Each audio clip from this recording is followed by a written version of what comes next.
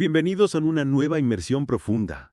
Hoy nos adentramos en el mundo de la seguridad alimentaria en España, un tema que a lo mejor no es muy glamuroso, pero sí que es importante, ¿verdad? Totalmente. Y para esta inmersión tenemos un documento la mar de interesante. Es el Plan de Análisis de Peligros y Puntos Críticos de Control, o sea, el famoso APPCC de una empresa que se llama Ejuiropekelmor. ¿Y qué hacen? ¿Es un restaurante? Oh, Pues mira, tienen 2 establecimientos aquí en España y lo interesante es que ofrecen menús, bueno, pues menús de todo tipo, incluso algunos especiales para personas mayores. qué bien. Entonces, podemos ver cómo aplican el APPCC en un caso real, ¿no? No solo la teoría. Exacto. Y este plan, ya te digo, es súper completo. Nos da una visión de cómo garantizan la seguridad alimentaria desde que reciben los ingredientes hasta que sirven los platos. Me pica la curiosidad, ¿eh? Porque claro, uno piensa en seguridad alimentaria y se imagina, no sé, que la comida esté bien cocinada. Pero el APPCC va mucho más allá, ¿verdad? Mucho más allá. Imagínate que el APPCC es como un detective, pero en lugar de buscar al malo de la película, busca cualquier peligro que pueda estar escondido en los alimentos. Un detective culinario. Me encanta la idea. Pues sí, desde que entra la materia prima por la puerta hasta que el plato llega a tu mesa, el APPCC se encarga de identificar, evaluar y controlar cualquier riesgo para la salud. Y no solo en la cocina, en todo el proceso. O sea, que no se trata solo de cocinar a la temperatura adecuada, ¿no? No, para nada.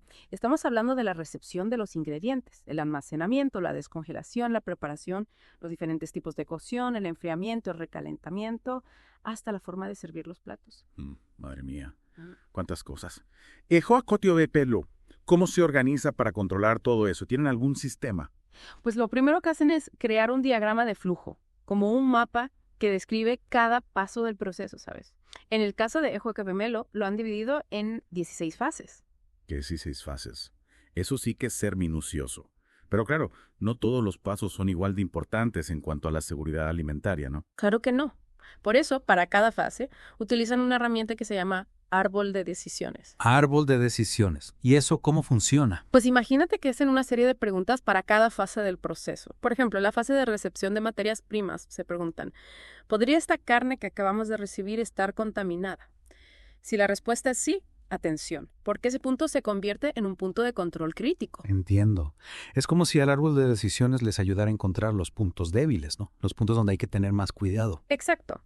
Y en esos puntos, los puntos de control crítico pues establecen límites muy concretos para garantizar la seguridad.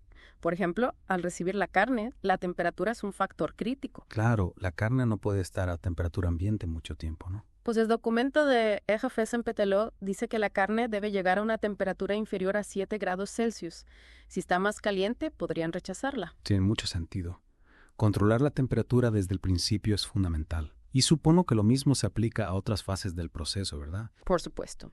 En cada fase hay diferentes peligros que controlar. Por ejemplo, en la fase de elaboración en frío, la higiene del personal y de las superficies se convierte en un punto súper importante. Para evitar la contaminación cruzada, ya sabes. Sí, la contaminación cruzada. Eso es básico en cualquier cocina, ¿no?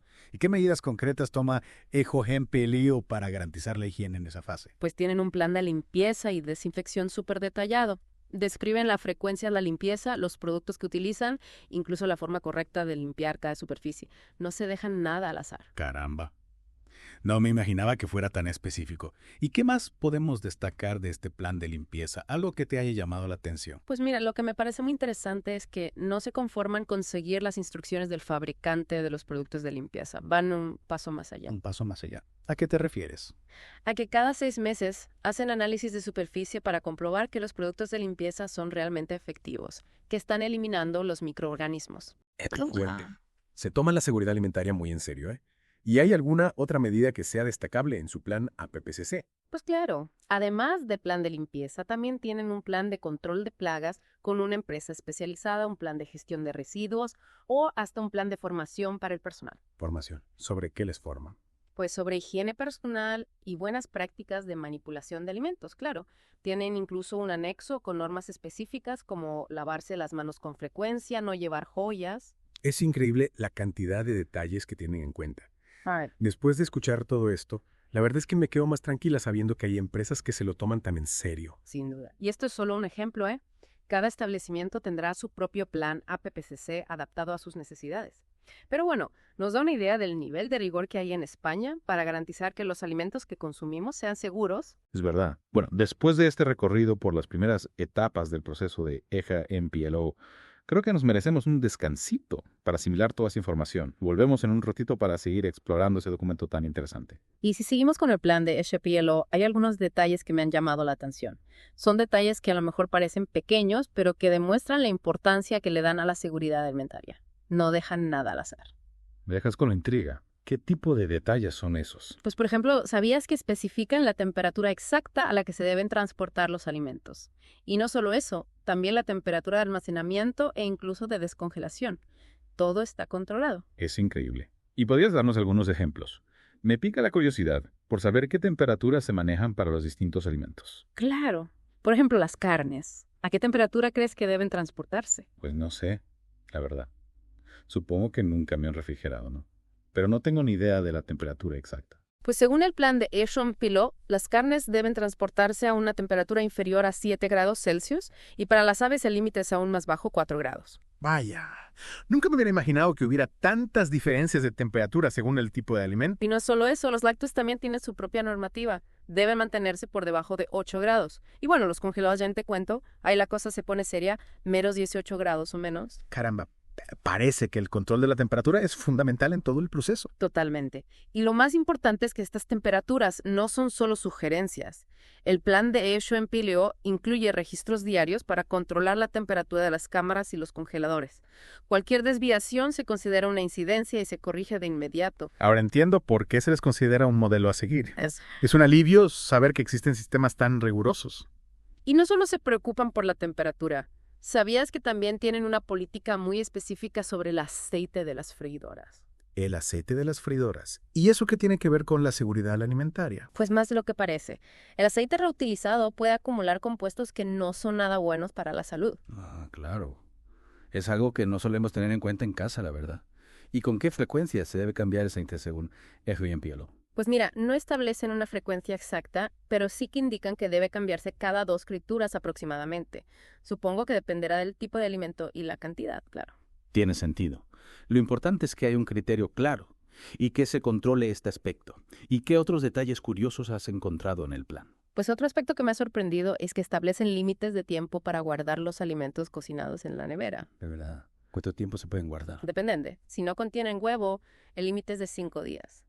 Pero si llevan huevo, atención, el tiempo se reduce a solo 24 horas. Caramba. Eso sí que es un dato importante a tener en cuenta, incluso en casa. A veces nos olvidamos de lo que tenemos en la nevera y lo dejamos ahí durante días. Por eso es fundamental etiquetar los alimentos con la fecha de elaboración. Y el HPLO, por supuesto, lo hace de forma sistemática. Me alegra saberlo. ¿Hay algún otro detalle que te haya llamado la atención? Sí, y este es quizás el que más me ha sorprendido. ¿Sabías que incluso las bandejas que se utilizan para servir la comida tienen que cumplir con ciertos estándares de higiene? No se les escapa ni un detalle. Es increíble.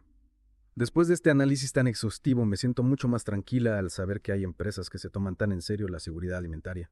Sin duda, HPLO es un ejemplo a seguir. Y aunque cada establecimiento tiene sus propias particularidades, este análisis nos da una idea del nivel de rigor que existe en España para garantizar que los alimentos que consumimos sean seguros. Es cierto.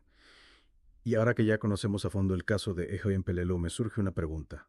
Si bien nos han dado una visión muy completa, ¿qué variaciones podríamos encontrar en otros restaurantes? Quizás con diferentes tipos de cocina o en distintas regiones de España. Claro, es que cada tipo de cocina tiene sus particularidades, ¿no? No es lo mismo un restaurante de menú del día que uno especializado en, no sé, cocina molecular. Totalmente.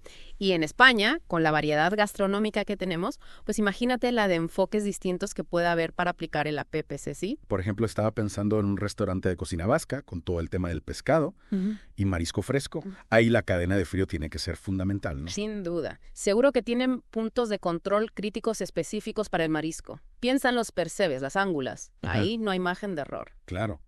O imagínate un restaurante de cocina tradicional andaluza, donde el aceite de oliva es el ingrediente estrella. Ahí el control de la calidad y la reutilización del aceite tiene que ser súper importante. Exacto. Y no olvidemos las diferencias regionales en cuanto a los ingredientes o las costumbres culinarias. Todo eso se influye en cómo se implementa la PPCC. Es fascinante pensar en la cantidad de variables que hay, ¿verdad?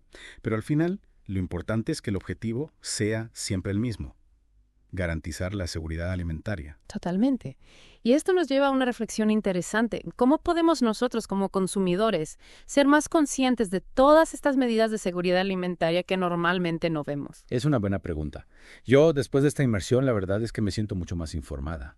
Y también más curiosa. Me dan ganas de preguntar en mis restaurantes favoritos sobre sus prácticas de seguridad alimentaria. Me parece una idea genial.